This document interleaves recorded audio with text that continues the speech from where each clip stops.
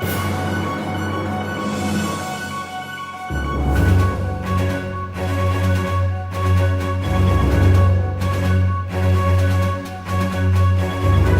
Six-Day War began on June 5th, 1967, but before I get into that, let me give you a little bit of background knowledge into what led up to the war. In May of 1967, the Soviet Union warned Syria that Israel was going to attack them, but that information was incorrect. Due to that, at the end of May, Jordan and Egypt signed a defense pact, and by that time, war talk was taking over. The Arab countries kept making war threats against Israel through the radios and papers. As a result of the war threats, Israel's government voted to go to war on June 4th. And on June 5th, at around 7:45 a.m., Israeli planes attacked Egyptian airfields in small formations flying close to the ground and discovered gaps in the Egyptian radar network. At the end of the attack, 80% of Egyptian bombers and 55% of its fighter planes had been destroyed. While all of that was going on, Israeli ground forces began taking over the Gaza Strip and the Sinai Peninsula. Also, on June 5th, the Egyptian president Gamal Abdel Nasser sent a message to the Jordanian king Hussein, pretending that Egypt was winning, and asked him to send a second attack on Israel. Hussein gave the order to attack, but the Israelis quickly defeated the Jordanian Air Force and started attacking Jordanian-held territory around Jerusalem. Egypt wasn't the only country to be attacked that day. Syria would also be attacked by Israel, destroying 2/3 of Syria's air force. Later that night, Israel would also begin its attack on the sacred city, which is also known as Jerusalem. The next day, on June 6th, the UN Security Council called for an immediate ceasefire. Foreign Minister of Israel, Abba Eban, told the council that the Israeli government would accept a ceasefire, but only for peace with the other countries. But the other countries did not accept. Also, on June 6th, Israeli tanks drove into the Sinai Peninsula. Later that day, Israel captured the Egyptian base of El Arish and the sacred city. June 6th is an important date because it is the day where Israel had achieved positive air and ground attacks, and it is the day that Israel claimed the Gaza Strip. It is also believed that the other Middle Eastern countries lost a total of around 374 planes. On June 7th, there was a secret correspondence, or meeting, between the White House and Kremlin, and that happened over the time of the battles.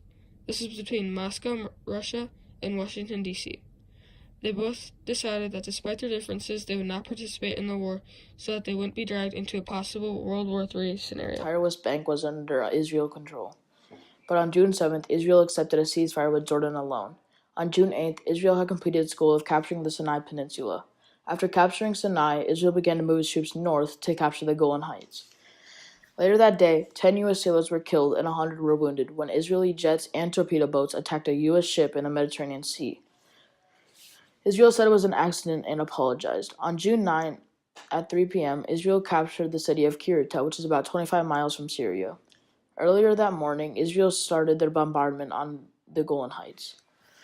On June 10th, the Israeli Defense Force captured the town of Masada, and Syrian defenders in Golan decided to retreat. By the night of June 10th, all Syrian resistance had collapsed and Israel decided to attack the Syrian capital, Damascus. When the Soviet Union heard this, they threatened to intervene on behalf of their allies, the Arab countries. After this, the U.S. government urged Israel to accept a ceasefire. At 6:30 p.m. on June 10th, Israel accepted, and the lopsided war ended. At the very end of the war, Israel considered giving back the Golan Heights and Sinai in return for peace treaties with Syria and Egypt. But Egypt rejected the offer, and not long after, the Israelis withdrew the offer. However, in November of 1967, the UN issued Resolution 242. It called for Israel's withdrawal from territories occupied in the recent conflict. The act was held for interpretation. The Arabs stated that Israel had to withdraw all of the occupied territories, while the Israelis claimed they got to hold on to some of the territories in order to live in secure boundaries.